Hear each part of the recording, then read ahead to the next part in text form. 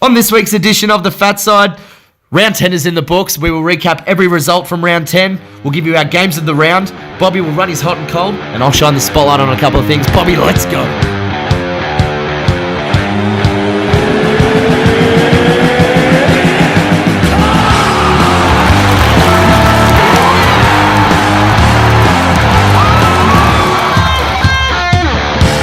Yes, good evening everybody. My name is Jack. I'm joined here, as always, with Bobby. Bobby, how are you, mate? Mate, I'm fantastic. I'm ready for another solid hour of brilliant discussion, unless I do a Brad Scott and leave after 27 minutes. You're hitting them early. We've got a lot to discuss. The week of the gritty fight back for me, there was some fantastic results. The Dogs overcame a 6-goal deficit before North made the scoreworm crash immediately afterwards. West Coast smashed a 6-goal mountain and took the lead and won. But we'll go through the rest of the results. First up, we had Sydney losing to Collingwood on Friday night. And despite Sam Reid's 6-goal haul and leading by 10 points at three-quarter time, they ended up with a 7-point loss. And I can tell you something this week, Jack, with absolute certainty. If I'm infertile, Grundy's going to be the donor. So, another highlight of that game, BT's commentary. Yeah. Fantastic. Oh my goodness. And look, Buddy on return, he kicked 2. Daniel Wells, 3 goals. So hot early. What a shame. 11 touches at 91%, all from 36% time on ground, and now he's gone. And he's gone another 3 months. Might be gone forever. Yeah. Next game is Hawthorn. They took on Port, had a solid win down at Tasmania, 80-49. They are now 17-2 at Launceston. A bag for Gunston, pretty big game for Henderson. Port were very wasteful, 6 goals, 13, and they'll probably be left wondering where to from now. Then your mob was North versus the Bulldogs. It did turn into a shootout like we thought it might. It was a pretty big win for the departing coach. Goldstein was massive. Pretty early crow, but 3 Brownlow votes go to Brad Scott for giving it to David King. Love that. Yeah. Brilliant. The Dogs are going to be pretty disappointed with that. Yeah, wasn't nice. But I thought Libba looked pretty good. Yeah. After having a few quiet weeks. Yep. Then Adelaide West Coast. Another good game. West Coast ran out winners 85-73. Adelaide will be pretty dirty that they lost that. Again, wasteful, 10 goals, 13. Kennedy, Darling and Cripps all bagged 3 straight. And they dominated a second half where the Crows only managed to kick 2 goals, 5 after half time. Then we had Geelong taking on the Suns. Pretty strong grip from the Suns. They've managed to make it a bit of a slugfest again against the top team. Now, they were really impressive. I watched that game quite closely. 3/4 of admirable footy from the Gold Coast Suns. Yeah. Wits absolutely destroyed second game at Darcy Fort. Yeah. But the class of Kelly, Hawkins and Duncan was just too much. Interestingly, Jordan Clark got a Rising Star consideration for 1 goal, 1 and 18 touches at 66%. Charlie Constable got dropped for having the same stats. Yeah, so, there you go. Yeah, amazing. Then my mob was Richmond defeating the Bombers in the Indigenous game. Pretty sloppy conditions, but the Tigers were way too clean. They won by 23 points. They really dominated the middle part of the match, and Hooley was fairly superb. He had 37 touches, and young Baker from Richmond got the Rising Star nomination for the week, 24 touches and a goal. Yeah, he had one coming. He's been pretty impressive, but young Baker. Just quickly, absolutely loved Tipper's rundown tackle on the Dusty. It was awesome. Yeah, there was only a few minutes left in the first quarter, and I thought we're on here. Yeah, that was electric. But his curse continues, interestingly enough. Yep, absolutely. And then we had GWS defeating Melbourne by 26 points. Their first win at the G for 18 months, so that's good for them. Himmelberg, 5 goals, 2. He was really solid. Whitfield, 29 and 2 goals again. Melbourne were fairly insipid, to be quite honest. That scoreline is very flattering for how Melbourne actually performed. They managed 1 goal, 3 to halftime and 3 goals, 6 by three-quarter time. Although Max Gawn is an absolute soldier. He was really good again. Yeah. Then what could be a battle of the bottom, St Kilda defeated the Blues, 68-55. Pretty tight until halftime. Carlton really had a sniff in the fourth quarter. They were only down by single figures, I think. But they really are lacking the minerals to kind of finish any of those games where they are close in. Yeah. A big game from Gresham, considering he was in my running cold only 3 weeks ago. Luke Dunstan had another good game. Yeah, he was superb. Cripps and Walsh were pretty good for the Blues, as per usual as well. Yeah. Last game of the round. Wow, what a cliffhanger. Yeah. Freo defeated Brisbane. Michael Kawhi Walters. Yeah. Bang! It's over! Absolutely iced the game with a poster. It was an intense arm wrestle. I thought Luke Ryan was brilliant. Yeah, superb. He's having a fantastic season. Hill and Fife were extremely good as well. The last 7 scores of the match all went to Freo. The Lions were scoreless after the 5-minute mark in the 4th. Look, a lot of surprising results, some close ones and some blowouts. Why don't you run me through your game of the round, Jacko? What have you got?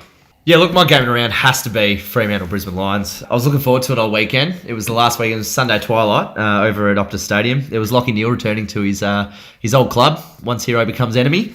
And they certainly gave him quite a bit of attention at the start of the game. They were getting up in his grill. He was getting notably frustrated too. There was he gave away a 50-metre penalty in the first quarter, I believe. Silly, undisciplined sort of frustration. Look, he had his clamps released and showed pretty. He was pretty solid again.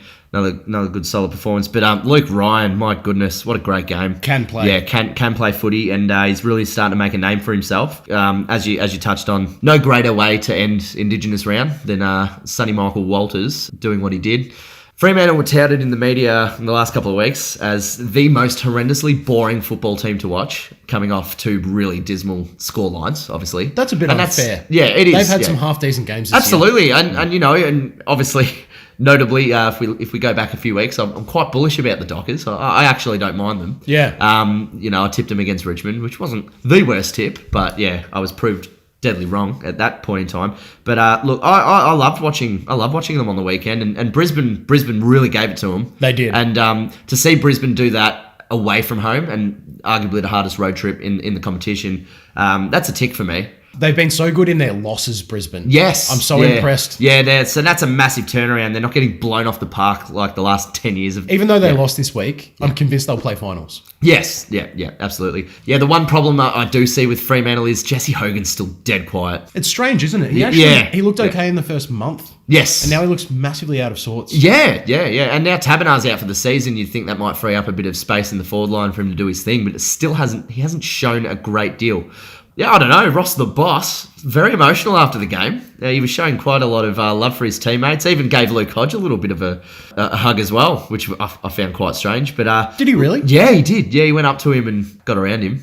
One thing I did notice was, I believe it was the Big O. Oscar McInerney went into the players' race. Normally they go under the dugout or out of sight.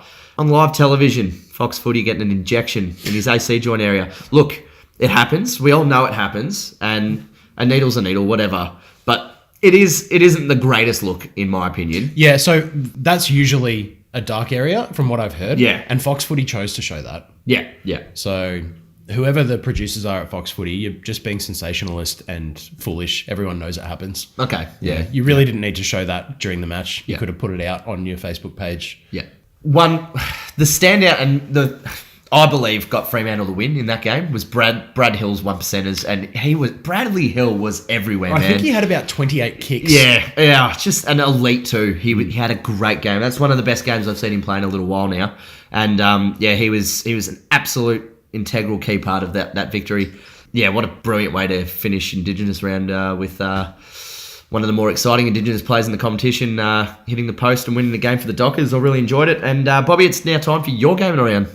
Well, the game I'm going to analyse this week, it's Adelaide West Coast. It's a beauty. Now, I thought these two were pretty evenly matched. We talked about the importance of the small forwards for the Eagles. Yep. Being able to get on top, and that might be the barometer as to whether they can win. Yeah. They trailed by 33 points in the third, West Coast. 2 goals, 5 from the Crows from that point onwards. 10 goals, 3 to West Coast. What a turnaround. A couple of things I really noticed that I'll touch on. It was who were the men out there during the day? Well, Kennedy and Darling. You tipped Adelaide. I tipped Adelaide too. Yeah. I put Josh Kennedy in the hot and cold and gave you a question about that. And you said, not against Adelaide's informed backs. And I kind of agreed with you. Yeah. Because they are informed. They're all having a really good month. Keith, Talia, Laird's usually pretty strong as well. So to let 6 goals go through between the 2 tower forwards and then to let Cripps kick 3 as well. They all kick straight. Yes. That's 9 goals straight from forwards. Kennedy 2 in the last and Darling 1 in the last as well. They really stood up when it needed. They combined for 8 marks, 4 of which were contested, 24 touches, 12 of which were contested, and they laid 10 tackles. Yeah. Though that Twin Towers, I think this is the first time this year we've seen them both fire and give the same output, and it's translated into a win. Now to Adelaide. They gave up 6 goals from clearances in the second half. It really just leads me to the conversation about Bryce Gibbs. Yeah. Why are you taking out a classy ball-using veteran, Yeah. and then you're going to have results like we gave up 6 goals from clearances in the second half? The bloody hell's wrong with them? Really needed Gibbs out there.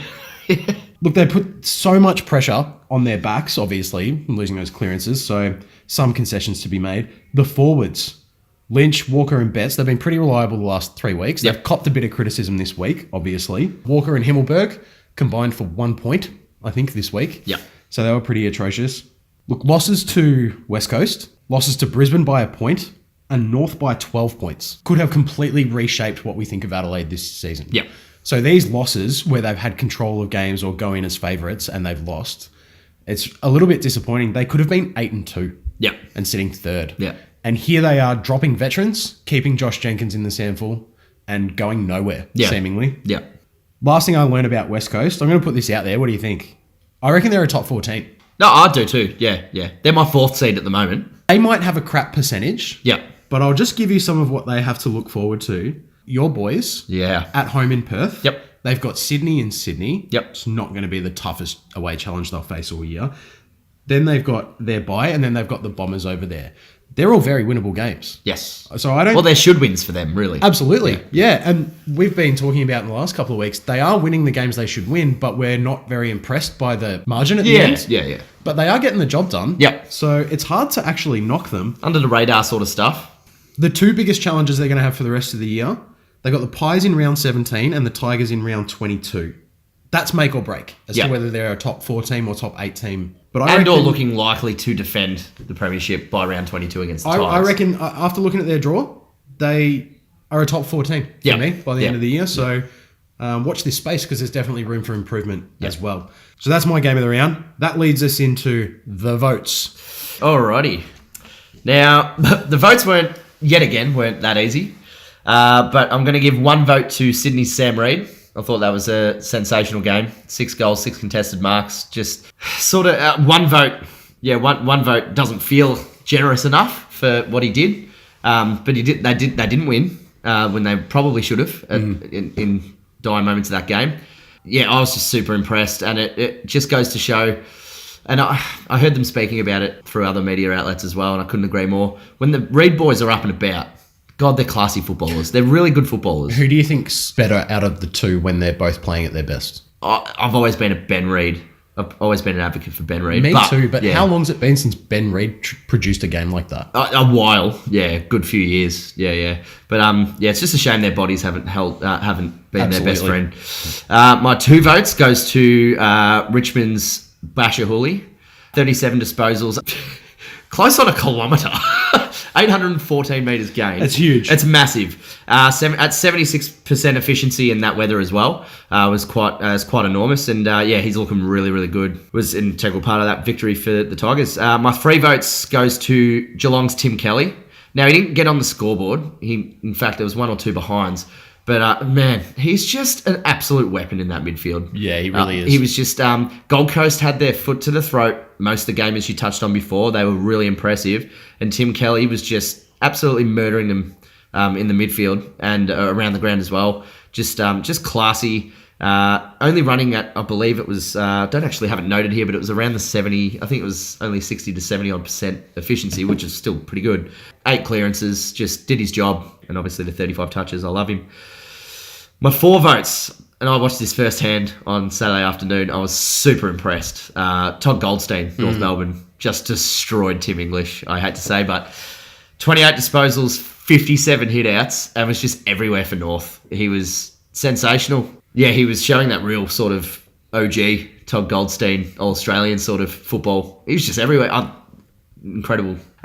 Before I hit my 5, I've got notable mentions to West Coast's, both boys from West Coast, Luke Shuey and Elliot Yeo. Elliot Yeo, another massive game with the 15 tackles. Jake Lloyd, I thought was awesome for Sydney Swans on Friday night. And Brodie Grundy, I love him. He's just week in, week out, a sensational footballer.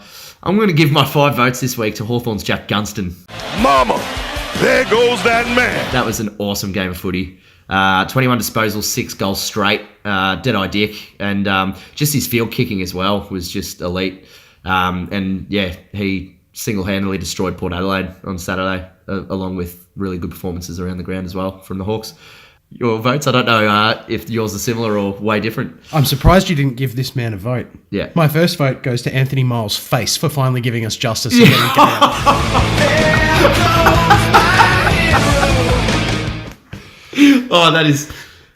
that's gold. I love that. He's a football god for having balanced the scales of justice. Thank you very much, Anthony Miles' face. No, my first vote, my one vote goes to Jack Gunston. Wow. He did kick Opposite a bag. end of the scale. Yeah, he played as a forward all day instead of a swingman. It's the first, I think he did it last week and didn't do much, but this week he really showed his potency. Aside from the swag of goals, he had a very good game. They would have won that game without him. Port Adelaide were poor. They were really poor. But I thought he was good. My 2 votes goes to Sam Reid. Now, both these guys kicked bags, so in other weeks, perhaps this might be worth a lot more. But maybe it'll make a bit more sense when I explain my other votes. Like you said, he's great. When he's on, I think he's more valuable to that Sydney team than Kurt Tippett ever was. Oh, yeah, that's without question in my book. Yeah, and the discrepancy that there'd be in salary, would be enormous. So, well done. I almost forgot Kurt Tippett was listed at the Sydney Swans. Look, he had 6 contested marks, Sam Reid, so I really thought he was fantastic. Yeah, it was awesome. He's probably the only reason they had a sniff. Yeah. Only reason. My 3 votes goes to Brodie Grundy. He had 64 hitouts. 64, yeah. 64. He had 8 tackles and 7 clearances and 4 rebound 50s. Perhaps I decided this week to give him the votes because he shouldn't be graded against the previous weeks that he's been having. We've not seen a ruckman do this for God knows how long. I think he should be in. If he keeps this up, he'll be in my votes almost every week, I reckon. 4 votes, same as you, goes to Todd Goldstein. That was vintage Goldie, like you pointed out. 28 touches and 14 contested at 80% disposal efficiency. I forgot to touch on the efficiency. That was remarkable. He was a force. It's unfortunate for you that your mob had to line up against him. Yeah. And sometimes I'd make a concession for doing it on a young ruckman, but he was so clean. He was always in the right spots. Yeah. It wasn't an absolute cakewalk because Tim English has been okay this year. Yeah. So he did well, Todd Goldstein, 4 votes. My 5 votes goes to Basher Hooley. Mama, there goes that man. Not just because he beat my team, but I reckon that's the best wet weather performance I can remember seeing for 10, 15 years. Since the duck. Honestly, I've never seen someone play that well in wet weather. Yeah. 37 touches, 28 of them were kicks, and 76% disposal efficiency in an absolute slop fest. His 13 intercept possessions were what really killed us because he was in exactly the right spot. And when you're playing wet weather footy, as you know, it's so unpredictable. Yeah. How did he get that many intercept possessions? Territory, like you pointed out, the 814 metres gained. On a wet day, in a big stage, which it is, territory's the key in that game. So to get that many metres gained, that's the classiest wet weather performance I can remember seeing for a decade. So he gets 5 votes for me. Honourable mentions, Max Gawn. He was a bit of a legend. Yeah. Josh Kelly, I thought, was really good. Luke Ryan, who we already spoke about. Jade Gresham. And Ricky Henderson had a really good game. Yeah. Alrighty, we are now moving on to...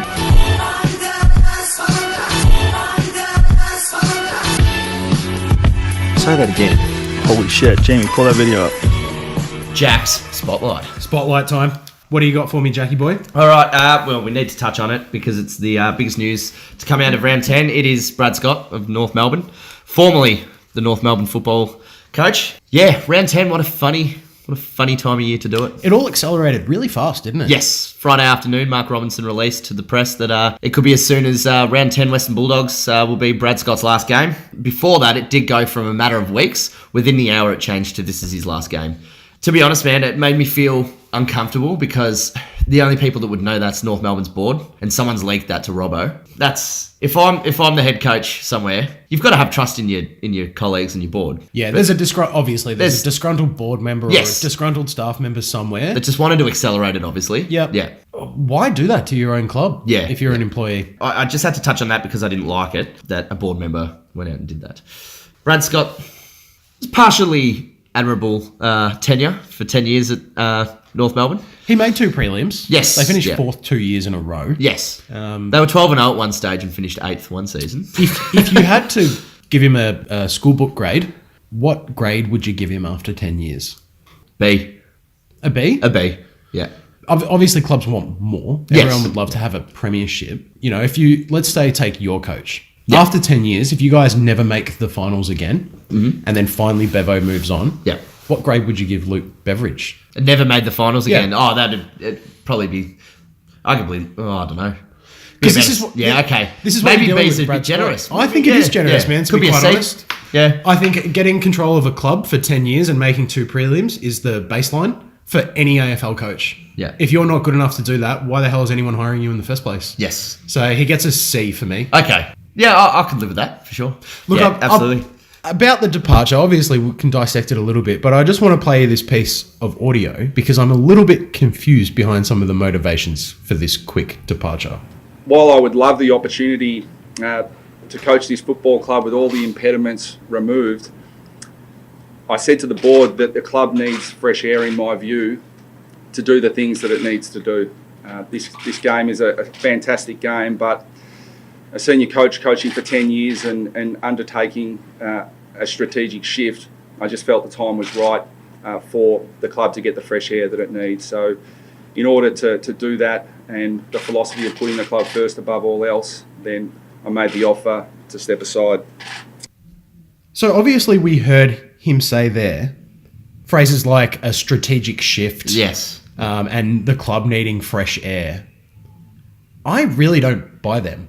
Is there a hidden message in there somewhere? Or what do you think that that's what's actually happening? That he doesn't think he's the man to take the club through a strategic shift and that they need someone else and that the club needs fresh air? Or do you think there's something more? So he doesn't think he's the man to take them through their 4th to 5th strategic shift in 10 years. Look, yeah, it's very odd, and no one's bigger than the club. That sort of speech, but God, he's almost contradicting everything he's saying. It sounds like a bit of a contradiction. It really does to me. Yeah. I mean, we'll look at some of the great. Let's look at the great coaches of the last 20 years. Yeah, Clarko makes strategic shifts after round 3. Yes, Bomber Thompson was great at making strategic shifts. So there's been a lot of top coaches. Paul Roos. Yeah, Paul Roos. Yeah. I mean, the list goes on. Yeah. Damien Hardwick. Yep. I mean, arguably Nathan Buckley's done it too. They made a strategic shift. So it's very doable. Yep. There are quite a number of coaches, at least half a dozen in the last 10, 15 or 20 years, that are able to do it mid-season. Why he uses that as an excuse and people are going to swallow it, I'm really perplexed. And then the conversations around whose job he might take. He's a walk-up career coach. Like he's the hottest property out there. My coach is under a bit of jeopardy. Yeah. But I'll be damned if I'm trading him for Brad Scott. Yeah. I don't get a say, unfortunately, but... I've heard mates and just, even on Talkback Radio, fans aren't begging for Brad Scott to come to their club. No one is. No. Carlton fans certainly aren't. Carlton might be desperate to Yes. get a swap just as an image rebranding. Yeah. But they shouldn't think that he's going to make them perform any better. No. And as we touched on Carlton off air, Carlton need a saviour coach. They need to get Clarkson or Roos or someone like that in. They really do. Absolutely. Yeah. Everyone knows about Carlton's situation, so we won't go any further. Look, Brad Scott deserves some credit. You did last 10 years and you did make 2 prelims. It does seem like he was pretty well respected, and that's why people are banding his name around for new job offers to pop up immediately. So he hasn't been horrible. Yeah, I guess I think he has given a C effort. I think he's given, and after 10 years, there's not much to write home about, but there's not much to bag him for either. Yes. They've never bottomed out. And to his credit, it was evident that he never lost the players. No, the never. way they rallied around him, mate, that was serious. They have a lot of love for him. I think he was quite graceful in his exit, in the way that he wants to stick fat with the boys and support the boys for the rest of the year. The way it was done, I'm not a massive fan of. In fact, you touched on strategic shift. I don't think there's anything more disruptive to a club that's not doing well than a round 10 coach change. Well, Ray Shaw was incredibly surprised. Yes. Incredibly. Yeah, his life's changed a lot in the last 7 days as well. Yeah, he said, this has been my dream, but I never thought it would happen like this or this fast. So no one saw this coming. Yeah. Well, he's got a golden opportunity to show the club that he could be the right man. They could stick with him. Well, mate, this is how Brendan Bolton got a gig. Yep. This is how sometimes careers are made. So good luck to him. Yeah, absolutely. And I hope they actually turn their season around a little bit and at least stay off the bottom Yeah. and give their supporters some hope. Yeah, absolutely. And so I've heard he's got the respect and love of the players and his peers as well. He's a 2-time assistant coach of the year, so that counts for something. So he's certainly admired universally. That's a wrap with Brad Scott. It's time to talk about another big story coming out of round 10. St Kilda's former number 1 draft pick, Paddy McCartin. Now he's had eight concussions since being drafted. That we know of. Yeah, and he's a diabetic, so his health's not his best friend, which is a real shame because we've never really got a chance to see what Paddy McCartin is about on the football field. But what really concerns me is St Kilda have just put him on the long-term injury list, which opened a spot up for the mid-season draft that just happened a couple of nights ago. Bit underwhelming, the whole event, but anyway. Agreed. Look, I'm really concerned now for his, not football future, I'm concerned about his future in life. We'll give you a piece of audio from earlier on in the week, and you can just hear for yourselves. It's been really tough, and that's something that's tough for me, is telling people how I'm going. But yeah, it's been really difficult, and I've sort of lost my identity as a footballer a little bit, but also as a person too, which has been hard. Just the little things that probably I took for granted before I can't do, whether that's like going to the supermarket or going to a cafe with my girlfriend or driving my car or anything like that. I've said before I'm not great at telling people that I'm struggling, and people that I respect a lot and things like that. It's hard to say that I'm really going through a tough time with my head. Very concerning for me, and then I think for my girlfriend, for my family, it is, because I'm sort of just a shell of the person that I was, really. Like, I'm sort of just completely different. To say a shell of a former self is not good. This is not, once you hear a statement like that, this is not about footy anymore. No. This is not about, can you lace it up? Are we going to get value for money? Many of the same things we were talking about with Tom Boyd. Yes. But instead of, it's mental health in the physical sense. Yeah. And there's concern because this is a huge grey area in science about how much impact these actually have. But you only have to look at guys like John Barnes and Johnny Platten. And I mean, there's a whole host of others.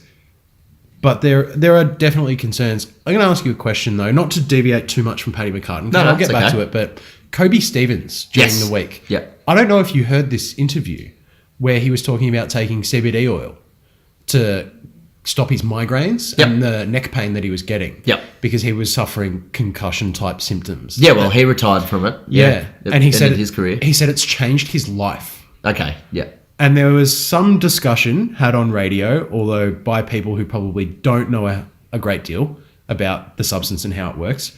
They've ticked it off in the NBA because it works extremely well for players for inflammation and things like that. Why do we not look at something like this? It's perfectly legal in Victoria. Yeah. You just need to be medically ticked off.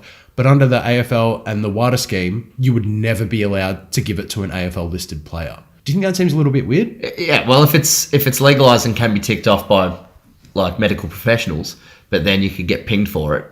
Yeah, there is a bit of grey area there. It's a bit strange. We're trying to help young men, and we're trying to potentially save the rest of their life, not just their career. Yeah. Well, we've touched on this subject many times, and like Jonathan Brown with all his head knocks could be in for a pretty ordinary future when he gets older and older. Agreed. Yeah. As you touched on with Barnes and Platten, they're experiencing that right now. They're not doing very well at all. Why not? If it's changed Kobe Stevens' life and it's made him a happier person, then why not? We don't have an epidemic with concussive symptoms and the repercussions of those head knocks, but we do have an issue that we are yet to really find a great solution for. Yeah. Paddy McCartin sounds like a lovely young man. Yes. Who is in a position that he never envisaged he'd be in, and he doesn't know how to handle it, but he's at least finally understanding, much like Tom Boyd that we talked about last week, that he needs to look after himself, and he needs to talk to people about it. And incredibly brave, and I think so. Full of admiration for him coming out and telling the public all that. In the same way that we thought Tom Boyd retiring took the pressure off him, yes. St Kilda putting him on the long-term list takes the pressure off him as well. Yeah. So, this could be it. Can't walk around a supermarket. Or go to a cafe. With his missus. Too loud. Noise frequencies and light affect him and give him headaches. And he can't even drive his own car. Yeah. To get back on a football field sounds like a stretch. A massive stretch. Yeah. Concussion prematurely ended Liam Picken's career earlier this season. In my opinion, just hearing how sad that all sounds with Paddy McCartin is I think it's probably in his best interest and he will end up retiring from it.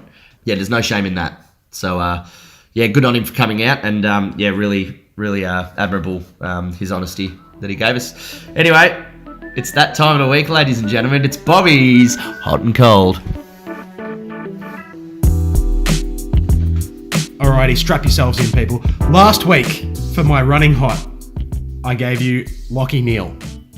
Now, I asked you, Jackie boy, could he be the top possession getter on the ground when he returned home to Perth to face his old mob? You said yes, 32 or more, only 26. That's a froth. Is that 4 or 5 froths? I'm nearly a 6. That's mate. 4 froths. 4 froths. The second one I gave you was Joshua J. Kennedy of the West Coast Eagles. I set the line at 3 goals. Yeah, I don't want to hear it. You said not against the Crows. 3 snags, Froth Town. Bloody Talia. Come on, mate. You're up to 5 froths, mate. All right, for my running hot this week. He's heating up. He's on fire. Braden Fiorini. Oh, the boy can play. He has been destroying it in that midfield. Yep. All the preseason hype was about Miles and Jared Lyons being the second or third options in the midfield. This guy, for me, maybe I underrated him or wasn't paying enough attention. He came from nowhere. Like a comet. This guy has absolutely taken off. 38 and 1 goal 1 versus Port. And then 29 versus the presumptive grand finalist in Geelong. I want to know, can he keep carrying this form? Can he get 30 versus the Giants? This Frothy tab's killing me. And look, he's playing the Giants. I'm going to say no.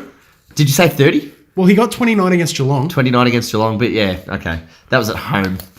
He's going down to, is it Canberra? It is. It is Canberra. Yeah. Giants. Giants pretty Stadium. Damn good there. So, no. He'll get 25 or more, but not 30 or more. He'll get 25 to 30. Don't make it harder on yourself, mate. Yeah. All right, my second one for the week. Running hot. He's heating up. He's on fire. Mitch Duncan. Oh, I love him. Surely this guy has had multiple Brownlow votes by now. Yeah. He has to be firming as a little bit of a smoky. Yep. Because if he carries on kicking goals, for example, the last couple of weeks, he's averaged 26 and 3 goals. Yeah. Averaged. Yeah, yeah. It's pretty phenomenal. Oh, it's awesome. Now, they're up against the Swans this week. So here's my line. Yeah. 25 plus and 2 goals. Can he do it?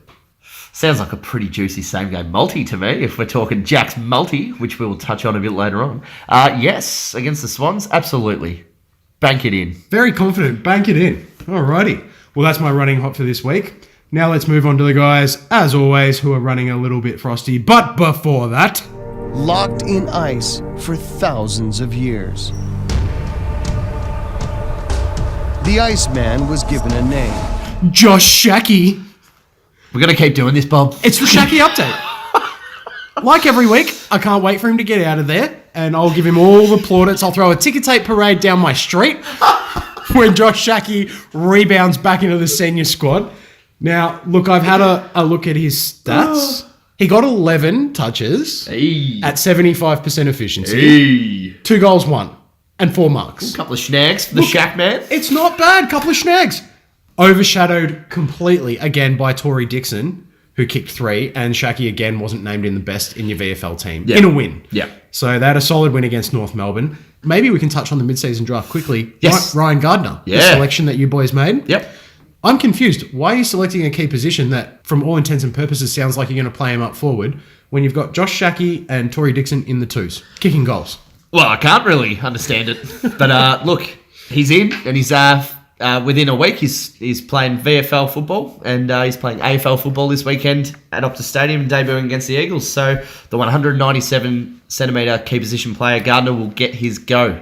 Look, I did do a little bit of reading on him. He did play all of his juniors as a key back. Yep. So perhaps that's what you had in mind. But I'm pretty sure I heard the whispers were maybe as a forward. So Yeah. Well, look, I wouldn't mind him playing key back because I haven't really loved what I'm seeing from Fletcher Roberts. And I just want to keep continuity into Aaron Norton staying in the forward line. So I don't want to mess with Norton too much. I don't want to keep swinging him about. I just want him to stick to it because we can see what he is capable of already. Good call. All right. My running cold last week. Poppy.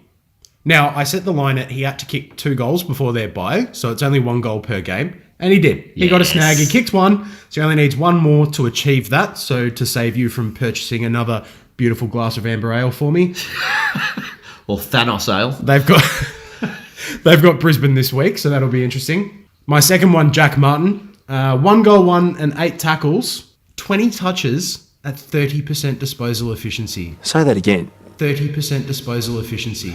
I don't know what to say about this guy. I hope you're not targeting him in free agency. That would be an absolute disaster. So, the 2 players I have running cold this week. You're as cold as ice. You're going to hate this one. Toby McLean. Yep. He was very critical to your team not that long ago. Yes. Critical. It was an absolute linchpin. Yeah, you're all about him, weren't you? I was all over him. Loved him.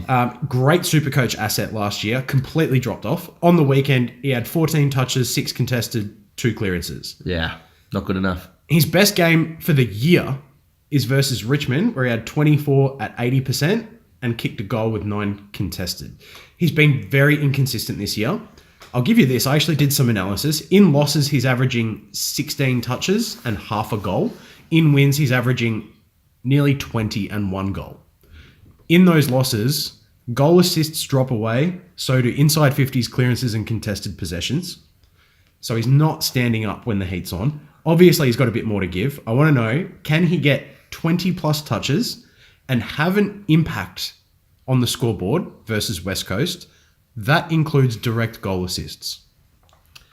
Well, recent form and what I've seen at games, no, not over there. I think the concern around Toby McLean is obviously this year's return of Liver and Dunkley spending a lot more time in the midfield. I feel like that's disrupted McLean's. Agreed. Yeah. But Libba was thrust into the middle at the start of the year. Yes. Which shouldn't directly affect McLean too much. But I can see that Dunkley was moved more from that. He was turned into sort of that more attacking mid. Yes. Yeah. Forward. Half mid, forward. Yeah. And a pinch hit. and took McLean's spot. Yeah. It's not like McLean got put in cow corner. Like, he should be turning up and getting 20 touches. Yes. Yeah. So is it the touches or the scoreboard impact that concerns you that he won't be able to achieve? It's the... Or both? It's more the scoreboard, whereas a footy team at the moment are struggling to really hit the scoreboard. 20 touches is achievable, but yeah, not over there. My second one, Justin Westhoff. You're as cold as ice. Now, he actually had his round 1, he kicked 5 goals. Yeah. He's been goalless for 3 weeks. Yeah. So he kicked 7 goals in the first 7 rounds, which is a little bit of a cheat stat because he did kick 5 in a game, but he's kicked a couple other singles along the way. The last 3 weeks, he's averaging 14 touches, 3 marks, none of them contested, and 1 inside 50. 3 weeks prior, so rounds 5 to 7, he averaged 21, 8 marks, 2 contested, 3 inside 50s, and he kicked 2 goals. They obviously need him. It's a big drop-off. It is a drop-off, and they're in losses too. Yeah. They've had a few bad losses in there. Can he capitalise against St Kilda? Yes. Yeah. Can he get 2 contested marks and kick a goal? Yes. Yeah. He could well and truly work his way back into form this weekend. Agreed. Yes. That's unacceptable numbers for him because Port need him firing, especially with the absence of Charlie Dixon still. So, yeah, he'll respond against St Kilda. He's one of the only true utilities left in the game as well. Yeah, and he's been unbelievable over his career Unbelievable. as a utility. So, yeah, he'll respond. Alrighty, Bob. Well, that was a really good hot and cold for round 10. Anyway, guess what, guys? It's time for Compare the Pair. Compare the pair. Each week, I give Jack 2 players and try and give him a conundrum so I can watch him scratch his head. This week, a little bit left field. On Friday night, watched a man who's been bereft of game time, and it was a little bit of a renaissance to watch him dance for the time that he was on the ground, so I decided to try and find an appropriate match. My Compare the Pair this week, Daniel Wells and Brett Delidio. Oh, wow, that's a ripper. That's awesome. So I'll give you a couple of things, because they are very similar players, in my opinion. They're both 250 gamers. Yep. They've both won 2 club BNFs. Wells was picked 2 in 2002, back when North knew how to make a draft selection. Lids was pick number 1 in 2004. Very strong draft, 2004. Wells never made an All-Australian, surprisingly.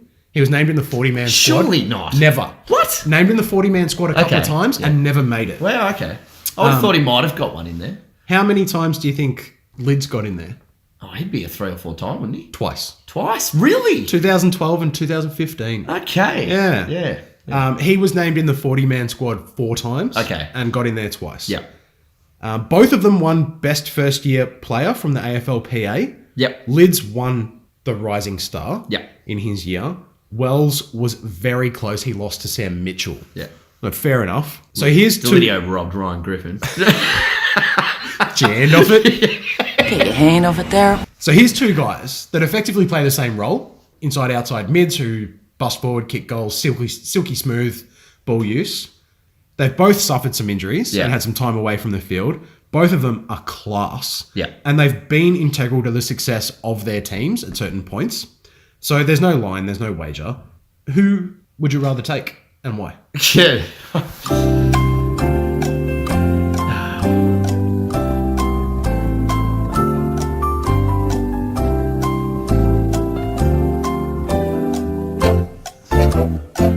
I've always liked Daniel Wells. Yeah. Daniel Wells for me. Jackie Chan in midair. Not by much. Not by much. Maybe that's got a lot to do with... you get me every week. Yeah, Daniel Wells for mine. He's always impressed me a little bit more. And you mentioned they're both absolute class. They are. Yeah. And this is obviously not taking anything away. I say this every week, not taking anything away from the other guy. Not taking anything away from Delidio. I just think Wells over his career has been really good in arguably a worse offside. I know those Richmond teams weren't great either. They weren't. No. So maybe I'm not mounting the best argument there. They were both mediocre. That's all right. Attack it from another route. There's no wrong answer here. No, there isn't. And so I like and watching I'm both trying of them. to find a right answer. This is why I get a bit lost in my translation. Yeah. Just from my game sense and from what I've seen over the years and my enjoyment as a supporter of the game, I've always enjoyed watching Daniel Wells, so I'm just going to take Daniel Wells. Yeah, look, like I said, there's no wrong answer. Like I said last week, and I think I've said it multiple times, I do this to you because I can't split them. Yep. You know, I sit there, I look at them, I see some stats. They don't necessarily separate them. I try and think back to some great moments of when they tore us apart. I remember Brett Delidio bombing them from 55, 60 against my team. But I've seen Daniel Wells just cut and run through the midfield and absolutely murder us on days and stuff. So yes, it's really tough. I really don't know the answer to that. Just quickly, how much did it put a smile on your face seeing him tear it up on return? I loved it. In the Indigenous round. Couldn't believe it. 3 goals, tracking at huge disposal efficiency, and then bang. And to be quite honest, I think that's him done. Yeah, and I think so. What, is he 35? No, he's 34. Well, he's 2002. Yeah. He was draft, so first year 2000. I think he's 34. And 3, yeah. So there you go. Yeah, it could be stumps. Look, I think Delidio's in the same boat, to be quite honest with you. Yeah. I don't know if this Giants team is in full swing. Obviously, when he's fit, they'll consider him, but I don't know if he cracks it. It's a guarantee that he cracks it just because he's fit. Yeah. Now, every week, Jack gives us his financial advice that you must heed and pay attention to if you want to make serious coin. It is time for Jack's Multi. Now, I haven't been too off the last couple of weeks, Bob. Last week, I got 1 leg. Wasn't great, but the week before, I had the Pies 40 plus and Brisbane 1 to 24 at $9.40. And guess what? This Muppet, me, I am too smart. It's Marty. forgot to back it in. Couldn't be talking about me. Yeah, forgot to put the coin on. So I missed out on that, but whoever won that one, you're welcome. Anyway, I've got an interesting one here, and it's juicy. A lot of juice here. Succulent juice. A succulent Chinese meal. I've got Gold Coast to continue their competitiveness. Oh, really? Yeah, here we go. It's paying $5.50, probably for a reason, but I'm going to give the Giants 1 to 24 to beat the Gold Coast. You might laugh at that, but... You cannot be serious! I get known to be a little bit outlandish at times. My second leg is Sydney will go down and give their best effort because they've looked pretty good the last couple of weeks. They have. So I've got Geelong 1 to 39. That's safe sort of, 1 to 39 mark. It's paying $2.10 at the Cattery, so I like the $2.10. That's a nice bet, I reckon. Yeah. And then I've got Brisbane head-to-head at $1.67 up at the Gabatoir against the Hawks to get that done. That's a free leg multi, and it's paying $19.28. So... Mate, that's good value. If you knock over that first leg, I reckon you're home. Have a little cheeky wager and let me know how you get on. But remember, gamble responsibly. All right, everyone. We're going to go through our tips from last week. We had a pathetic week, mate, to be quite honest with you. I only got 5. Didn't get one right until Saturday afternoon, unfortunately. You also got 5. Yep. Yeah, very poor. 7 tips was very gettable last week, and we were just the wrong side of the ledger on a couple of important ones. But let's go into the match preview for the round to come. First game up on Friday nights. North versus Richmond at Metricon. This is 4th versus 14th. Who have you got to win this one and why, Jacko? I have the Tigers to win pretty comfortably. They'll win by about 6 or 7 goals for mine. I think the Tigers will just keep rolling, and they're looking really good. North are certainly in an adjustment period. It's Reece Shaw's debut game as head coach, and they're playing the Tigers, so it's not ideal. So Tigers comfortably for mine. Look, I'm hoping to see some North kids out on the park. I don't think there's any reason they shouldn't be out there now. But as he said, Tigers too strong. I've got them winning by 32 points. On to the next game. Well, it's your first leg. It's GWS versus the Suns at Giant Stadium. Who have you got to win and why? Now, I'm a bit bullish with Gold Coast's competitive nature this season. I've been really impressed at the way Stewie Dew's got his young troops going. Jared Witts, as you mentioned earlier in the show, he's been enormous in the ruck. And Braden Fiorini and boy, Sexto. Oh, Sexton, I love him. I love him, Bob. He's a great footballer. He's doing really well. And I'm absolutely loving David Swallow getting some continuity in a season. It's been really good to watch. So they're going to go down there and they're going to make GWS earn it on their home deck. Now, 1 to 24 is a bit of a stretch in the multi, but I like the $5.50. So I'm going to say GWS will win by 4 or 5 goals. Look, it is impossible to deny the Suns' ability to keep games close at the moment. But last week I said I thought it would be where they break. Yep. In the end, Geelong kicked away enough that if they had have started that avalanche of skill and goals a little bit earlier, it would have been a demolition. Honestly, I'm trying to give the Suns props, but I think, again, this might be where they crumble. I've got to be right one week. Yeah. Giants by 40 points for me. Next game of the round, Pies versus Freo at the MCG. Who have you got, Jackie boy? I have Collingwood to comfortably beat Fremantle at the MCG. Rather bullish about Fremantle, but not on the MCG. And Collingwood, gee whiz, when they're up and going on the G, they're pretty unstoppable. Collingwood will win this by about 7 or 8 goals for mine. Maybe I'm going to not agree with you on this one, which is fine. Yeah. I still think Collingwood will win. Yeah. I agree with you about the Dockers on the G. That's not somewhere they enjoy playing very well, but their defence has been so rock solid the last few weeks that I think, my reservations about Collingwood. I don't think they're finals ready. I think they're still gaps. Yeah. And I did tip Sydney and I was nearly right. They are very gettable. I reckon they'll keep it to a respectable score, 3 to 4 goals. Yeah. The Pies will win by. I was giggling at home last Friday night to myself going, God, Bob, if you get this is monumental. Absolute monumental tip. So well done. 7 points off. So not bad from you. Should have put it in the multi. Next game of the rounds, Cats versus the Swans down at GMHBA Stadium. Who have you got to win this one, Jacko? The Cats are flying this season. And although they lost to the Giants at home, one of the Sydney teams, they're a completely different beast to the Sydney Swans. Geelong will win by about 28 points.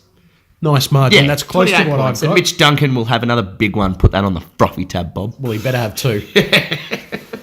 Look, the Swans have really showed something the last 3 weeks, actually. Yeah. And they're 3-2 recent form at Cardinia Park. Yeah. So they don't hate it. Yeah. But yeah, I think the Cats are rolling. They'll be too strong. 5 goals for me. Yeah. Will Gary Rowan show up against his old mob? Or will Lloyd be too strong? I hope he does, actually. It would be a nice story to tell at the end of the day. The next game is the Lions versus the Hawks up at the Gabba. Who have you got for this one? I got Brisbane Lions to protect home ground after a really disappointing narrow loss by a point, which the week before they were on the winning end of a 1 point margin. I think they'll beat Hawthorn by, I'm not going to say classic, but it's going to be a close encounter, I think. I think the Hawks will give it to them, but I think they'll win by about 13 points. Yeah, 2 goals. Mate, I've got 15 points written down. Oh, wow. That's uncanny.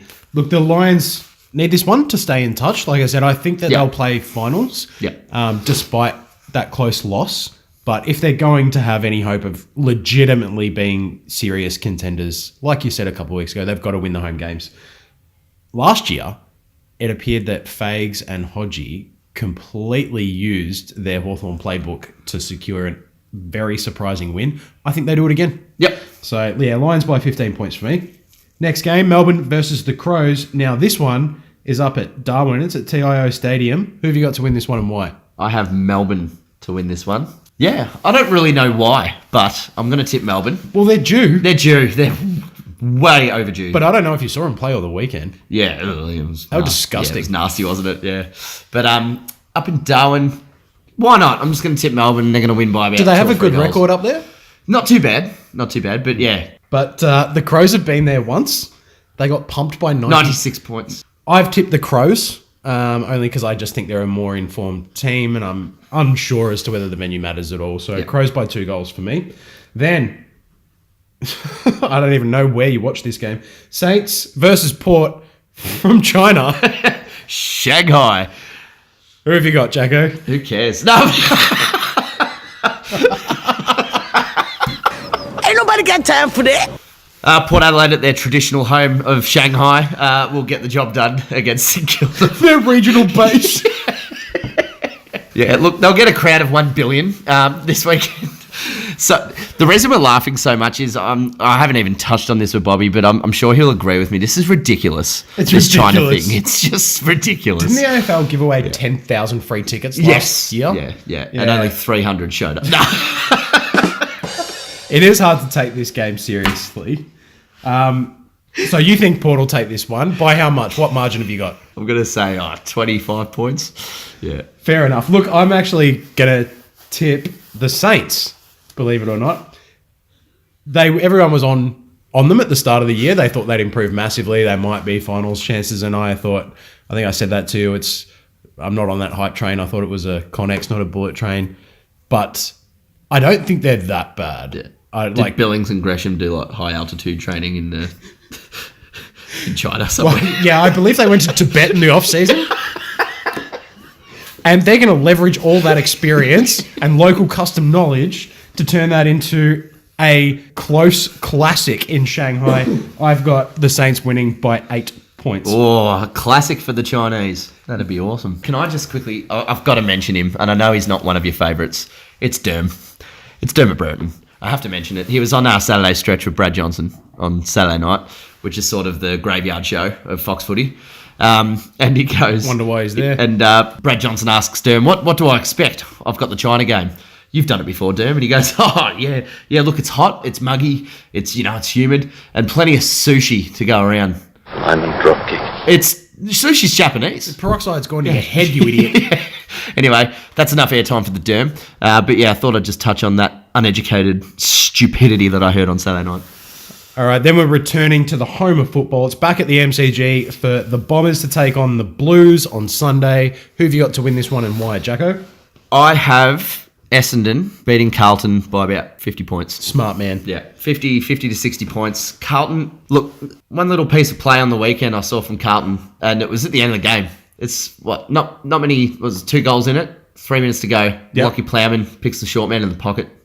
It's just this silly decision-making that I see all game, but that just put the the ice on the cake. I don't know if you watch my team play. We're not much better at the moment. We're doing dumb crap like that all the time. Yeah, I know. I went to the But we're still game. putting points on the board, so... Yes, yeah. I think that you boys will be really revved up. You've lost key players. 4 of arguably your most important in the last week, which must really hurt. My condolences to you, Bob. It really hurts. Yeah. Carlton are no good. They're just no good. They're a rabble. They're a mess. Dale Thomas is out getting pissed on a Friday. No, I'm just kidding. Look, he did the wrong thing and he's out for the week. Not that matters. Essendon will kill him, I reckon. And I sort of want them to because Carlton need to change. They need to change a lot at their club. There's light at the end of the tunnel. It's their footy department and the coaching ranks that are the real problem. Well, look, yeah, no chance we lose this one. If we lose this one, I'll eat 100 nuggets. So... I think you say that in every pod. Yeah, I'm yet to see it. I'm never wrong, that's why. Bombers by 5 goals. All right, last game to cap it off. It's your mob. It's the Eagles versus the Bulldogs over at Optus Stadium. Who have you got to win this one and why? I do not have the Dogs to win this one. The Eagles at home too strong. I think the Dogs will put up a fight like we did against the Dockers over there. Yeah, West Coasters we've touched on. They're getting the jobs done. They're not doing it convincingly. I think, the Doggies are better against better opposition, which is, we've dropped 3 home games this year against Gold Coast, Carlton and North Melbourne, and we beat Richmond by nearly 10 goals. So go figure. West Coast will be far too strong, a lot more men on the ground, and will outbody our 15 Lockie Hunter-sized footballers that we field every week. You look like your boys look like they shrunk in the wash some weeks. Yeah. Well, look, my lovely partner Ali pointed out, we had a giggle. We were sitting centre wing and watching the boys pre-game in the huddle. Pissed ourselves laughing, to be honest. All of them standing there looking like identical clones, and then that massive blonde giraffe of a man, Tim English. Timmy. Very undersized, and undersized against West Coast does not hold you in good stead. Yeah, look, I think if you kick the same score you kicked against North Melbourne, you could win. The Eagles haven't been putting huge scores on the board. Yeah. But like we said, they truck along, they get the wins that they need to get. They're at home. I think they'll be way too tall for your defence. So, Weagles for me, that'll be 5 in a row for them if they win this. Yep. Brilliant. Yeah, been another great show, recapping round 10 with you, Bob. What are you most looking forward to this round? Well, I'll either enjoy a Bombers victory finally, or I'll enjoy 100 nuggets. So, win-win. Yeah, nice. I enjoy not adding to my Frothy tab and Duncan having a massive one. So, look, it's been a great show. I think we've touched on everything that we need touching on. All the best to Paddy McCartin on his long road to recovery that he has ahead of him. But that's all we got time for this week. We are on Instagram, so please follow the Fatside Podcast on Instagram. Also, like and subscribe on our YouTube channel. Please browse our YouTube channel for other content, and we've got a really, really special announcement. We have a very special guest for the first time joining us on our Cricket World Cup preview podcast, so watch that space. Thanks, guys. See you guys. Bye.